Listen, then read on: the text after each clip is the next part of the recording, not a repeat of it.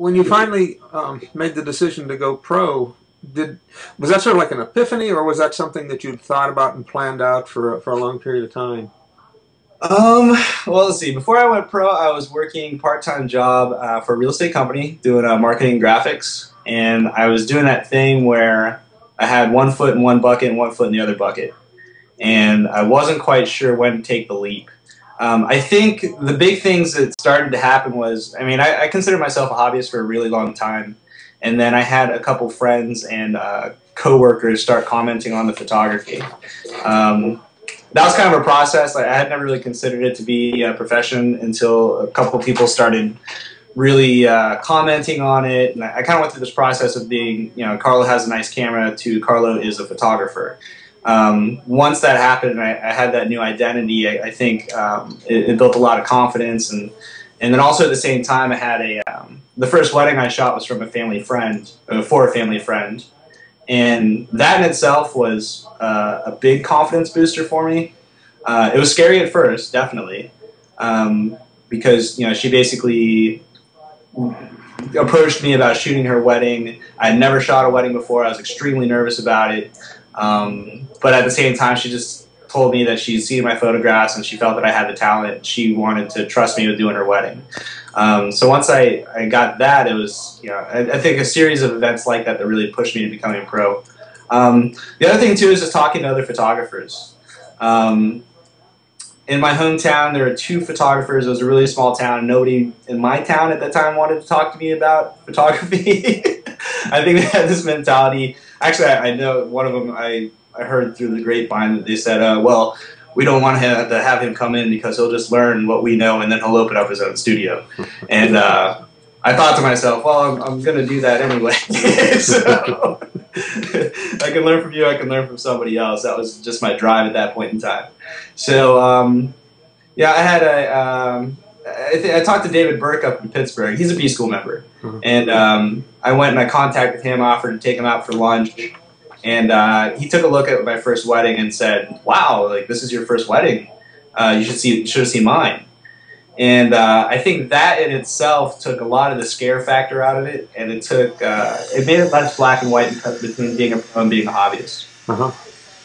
And then, you know, eventually I got a ton of support from my family. I got a ton of support from my girlfriend. And I got a ton of support from my local community because I was one of the newer photographers that was out there.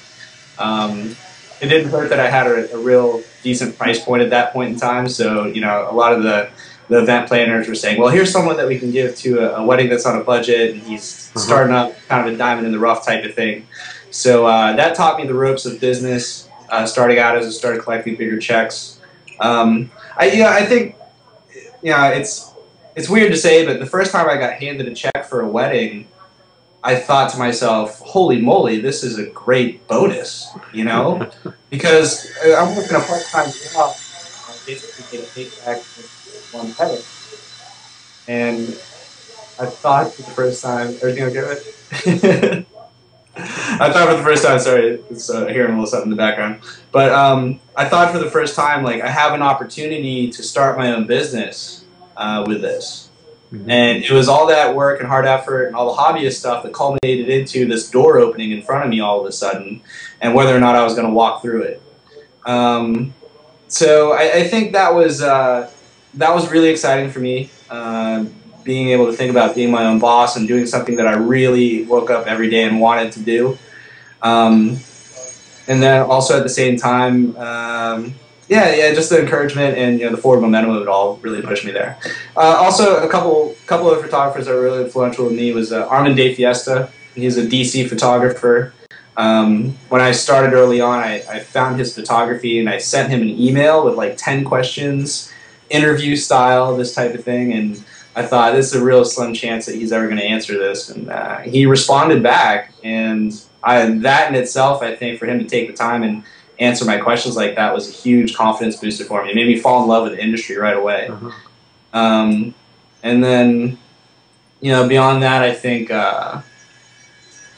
just the first wedding that I shot also, I think that there are a lot of emotions going on, and I thought, you know, this is it's relatively easy, I think, to shoot a wedding because there's so many great moments that are happening around you.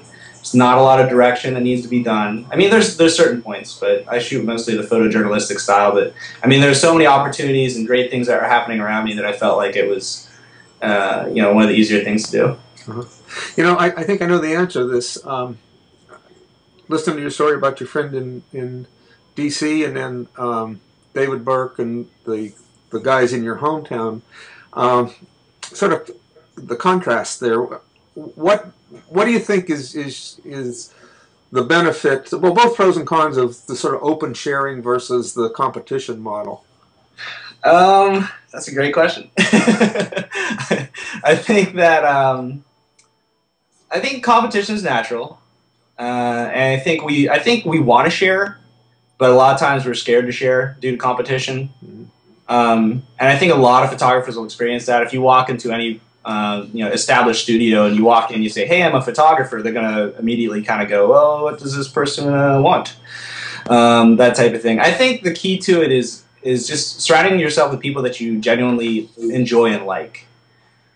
Because, for me, when I talk to photographers outside of my market, it's a relatively easy conversation because we can talk about what's going on in the industry, new product developments or websites, or what direction things are going. And for me, that's being on the forefront of trying to figure out what's coming next, which I think is important if you're innovating in this industry, which is absolutely key to survival, and not just survival but prosperity. I think the key to it is relationship. Because I've heard so many stories of, hey, I met this photog and he wants to meet with me, and they're asking, which is okay for a little bit, but I think you'll find that the barriers a lot of time are lowered if it's a two-way relationship, I just shot with a photographer over the weekend, Pete Malone. I had never shot with him before. In the first 10 minutes, we were really liking each other just in the car ride to the wedding. And, we're talking back and forth and having those conversations about, do we post pictures on Facebook 2 days after the wedding or the blog? And, how in-depth do we get to know our couples and their relationships, and how in-depth do we blog about it, and stuff like that. And as long as it's a two-way conversation, then I think that's absolutely fantastic. Both people had to be getting something out of it. The contrast to that is I know a photographer that used to go to the neighborhood studio all the time and just hang out at the front desk and eat out of their candy bowl and just barrage them with business questions while they're editing, and before you know it, they're like, get this guy out of here. I got work to do. So there's two sides to it. I think really the two-way relationship part is very important. And also, you'll find that if you talk to photographers outside of your own market and start developing a network of photographers outside of your own market, access to that information and relationships in that sense are going to strengthen a lot quicker. Because within your own market, there is a trust factor, and how much is to shared. Obviously, you don't want to give away, like, if you have a super great marketing idea, and it's one of a kind, and you're really excited about it, do your best to keep the lid on it for a little bit, because you want that surprise factor to be a part of your brand, that innovation.